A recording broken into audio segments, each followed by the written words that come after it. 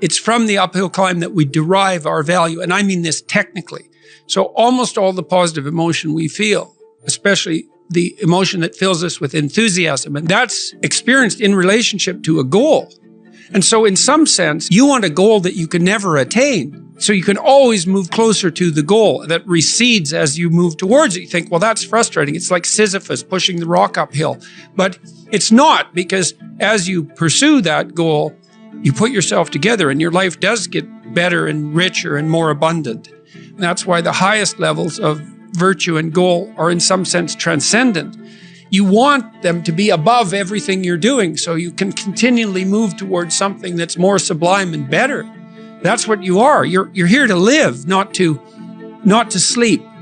And the problem with the vision of Mai Tais on the beach is that, well, first of all, that's a vision of drug-induced unconsciousness. Second, it's only going to work for about a week. Third, you're going to be a laughingstock in a month and depressed and aimless and goalless. You want a horizon of ever-expanding possibility. And so it does happen to people because they've staked their soul on the attainment of an instrumental goal. And it can be a pretty high-order goal, but then you think, now I'm there, now what? Well, the answer can't be, well, I'm going to live in the lap of luxury and never have to leave the face. What do you want to be, a giant infant with a gold bottle? You never have to do anything but lay in your back and suck. It's like, you see the problem with that as a conceptualization. It's no, you want to be like an active warrior moving uphill with your sword in hand. And that's dynamic, that's exciting. You know, maybe you're in California, see someone speeding down the road in a convertible Porsche, and you think, oh man, what a lucky bastard. And the truth of the matter is that he's thinking about wrapping his expensive sports car around the next cement pillar that he comes close to. You know, you can't tell. And people have hard lives. And even people who are comparatively fortunate have hard lives. And the ideal that you're observing that makes you jealous and resentful is in large part an illusion that's created by your own mind. You have to be careful of what you're jealous of because you don't really know what it is. And then the other thing that's kind of useful is to understand you're quite different from other people, and you shouldn't be comparing yourself to them because they're not like you. They don't have your family. They don't have your temperament. They don't have your troubles. They don't have your abilities. The only person that has those is you. One of the rules, I think it's rule 4, is compare yourself to who you were yesterday and not to who someone else is today. And see, that's a game you can win. The possibility that you can make yourself slightly better on a continual basis is, I think that's something that's accessible to everyone. I think that's equivalent to leading a virtuous life. And there is something to be said for virtue and truth. You know, and that is one thing. Another thing that I've noticed about people who've been phenomenally successful is that they really do everything they can to live a truthful life. And you can get a bloody long ways by being honest. You got to know that there are differences in intelligence. It's really important. If you go into a job and you're not smart enough for that job, you're going to have one bloody miserable time. And you're going to make life wretched for the people around you because you won't be able to handle the position. But what you really want to do, as far as I can tell, if you want to maximize your chances for both success and let's say well-being, is you want to find a strata of occupation in which you would have an intelligence that would put you in the upper quartile. That's perfect. Then you're a big fish in a small pond. And you don't want to be the stupidest guy in the room. It's a bloody rough place to be. So, and you probably don't want to be the smartest guy in the room either, because what that probably means is you should be in a different room. If you want to be the best at what you're doing, bar none, then having an IQ of above 145 is a necessity. And maybe you're pushing 160 in some situations.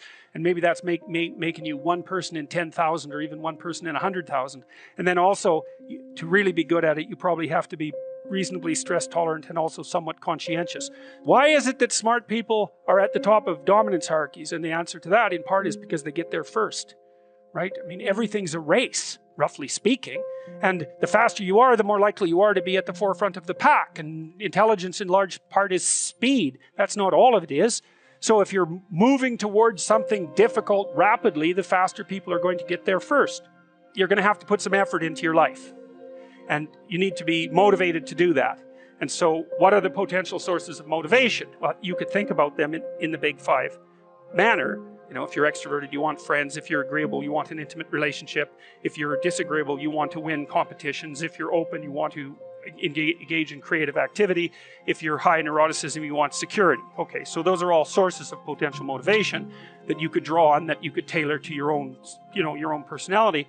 But then there are dimensions that you want to consider your life across. And so we ask people about, well, you know, if you could have your life the way you wanted it in 3 to 5 years, if you were taking care of yourself properly, you know, what would you want from your friendships? What would you want from your intimate relationship? How would you like to structure your family? What do you want for your career? Well, how are you going to use your time outside of your job?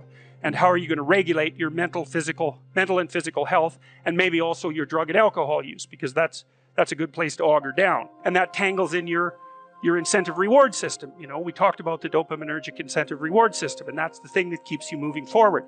And the way it works is that it works better if it produces positive emotion when it can see you moving towards a valued goal. Okay, well, what's the implication of that? Better have a valued goal, because otherwise you can't get any positive motivation.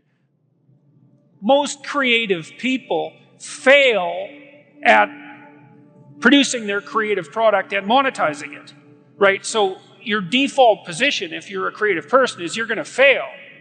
And that's because it's hard to come up with something new, and it's hard to present it to the market at the right time, and it's hard to market it.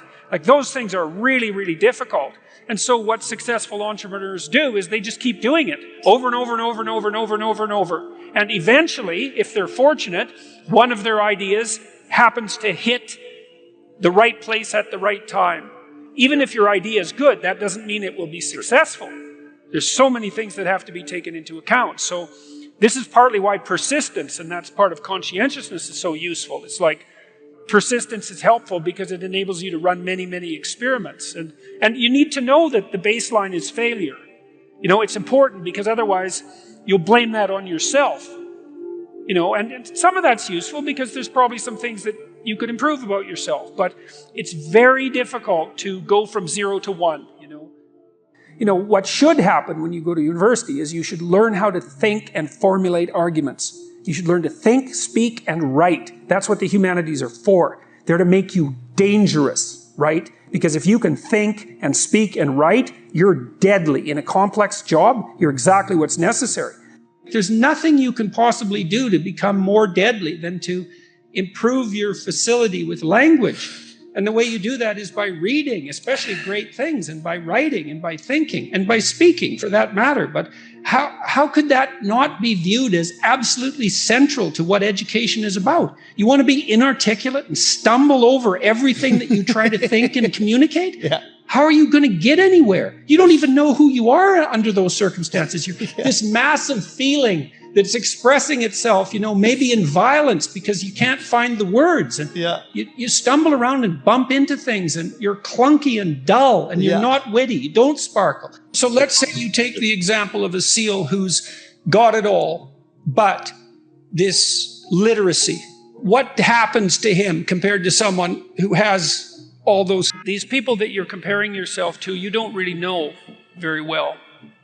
What that means is that you see their shiny outside, but you don't see the reality of their life. There's always people out there who are doing far better than you on pretty much anything you want to imagine. And if all you're doing is seeing yourself in their reflected light, let's say, then it's going to be pretty damn dismal. But it's not a good comparison because, well, first of all, there's danger in just comparing yourself to others, period, because they're not you. And God only knows what struggles they had to undertake to get to where they were, or what burdens they're currently carrying that you're not aware of. But you can certainly contrast yourself with yourself. And that's a lot better. It is the only way. Well, it's also the only way of really measuring anything approximating proper improvement. You can actually tell when you're a little better than you were yesterday. Right. And you can actually do that. That's another thing that's so interesting about it, is that you can actually make yourself a little better in some way, pretty much, well, I don't know if it's at every moment, but you can certainly do it every day.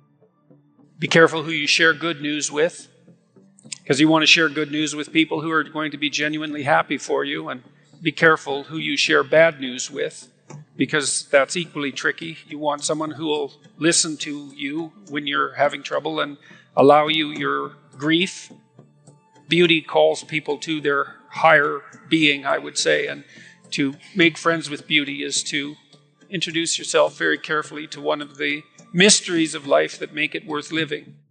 There's never been a better time for the majority of people to be alive. And the future, although we're vulnerable and terrible things can always happen to us, it's hard to make a case that the future doesn't look comparatively positive. We're becoming extremely technologically sophisticated, and the world is changing at an incredibly rapid rate, and the only way we're going to be able to manage that in a positive way is if each of us, or as many of us as possible, are capable of making wise and careful and truthful decisions. And if we do that, then maybe things can continue to improve. You don't get people to stand up on their own 2 feet and to adopt responsibility if everything is given to them. And that's a real conundrum